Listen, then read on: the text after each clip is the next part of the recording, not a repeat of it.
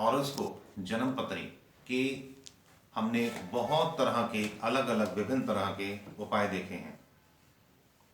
अगर हम एक ज्योतिषी के पास जाते हैं, वो किसी प्रकार का उपाय बताता है, दूसरे के पास जाते हैं वह किसी और प्रकार का बताता है।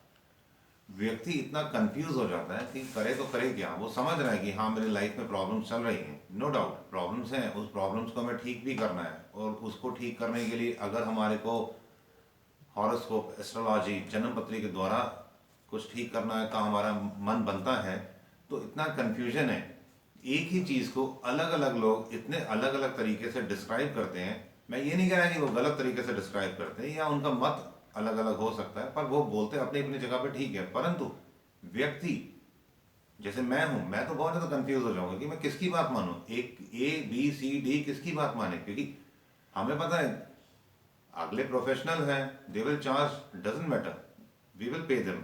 प्रॉब्लम कहाँ आती है? प्रॉब्लम आती है एक ही चीज़ को जब अलग अलग व्यक्ति अलग अलग बातें कर रहे होते हैं तो हम कंफ्यूज हो जाते हैं। मैं आपको एक ऐसा तरीका बताता हूं कि आपको कभी भी जन्म पत्री को दिखाने की ज़रूरत पड़ेगी ही नहीं। हमारे जो बॉडी है, हमारा जो ये प्रकृति है, हमारा ये शरीर भी प्राकृतिक शरीर है, ये 3 डायमेंशंस का बना हुआ होता है और तीसरे डायमेंशन के ऊपर चौथा, पांचवा, छठा, सातवां भी होता है।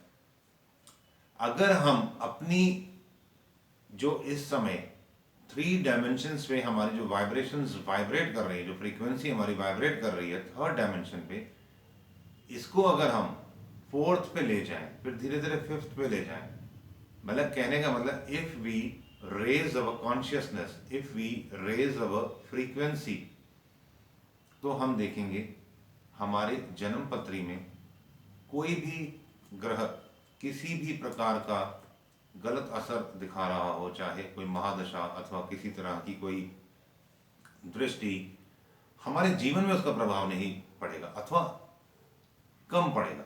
जैसे जैसे हमारी frequency high vibrations, high frequency पे हम वाइब्रेट करना शुरू करेंगे, ऑटोमेटिकली हम देखेंगे हमारे ऊपर किसी भी प्रकार के जन्म पत्री से रिलेटेड अथवा कोई भी दूसरी जो समस्याएं ऑलरेडी जीवन में चल रही थी, चाहे किसी भी प्रकार की समस्याएं हो, चाहे रिलेशनशिप में हो, चाहे आर्थिक हो, सामाजिक हो, शारीरिक हो, उनकी इंटेंसिटी ग्रेजुअली घटनी शुरू हो जाती है और धीरे धीरे सब ठीक हो जाता है। Just raise your frequency. How to raise your frequency? आप हमारे चैनल इनर स्माइल पे जाएं, वहां पर कई वीडियोस हैं that how we can raise our frequency. आप देखिए, मेडिटेशन के भी कई तरीके हैं और भी कई तरीके मैंने उसमें बताए हैं, आप ज़रूर उनका भी लाभ लीजिए। Just you scroll the channel, आप चैनल पे जाके उसको स्क्रॉल करेंगे ना, वीडियोस को ऊपर नीचे करेंगे थोड़ा सा, तो you will get it out. तो आप ज़रूर इसका लाभ लीजिए, अपनी फ्रीक्वेंसीज को बढ़ाएं और हर प्रकार की समस्याओं से अपने आप को बचाएं। All the best, God bless you all.